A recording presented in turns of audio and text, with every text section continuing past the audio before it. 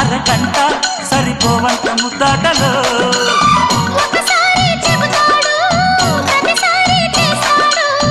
అంటూనే చీపాడు అందంతో రాపాడు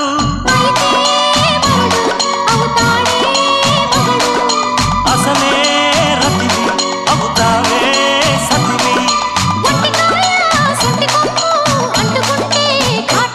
ఘుమ్ ఘుమాయించు కొంచెం లవ్లగాయించు లంచం మన్మధించింది మంత్రం మంచం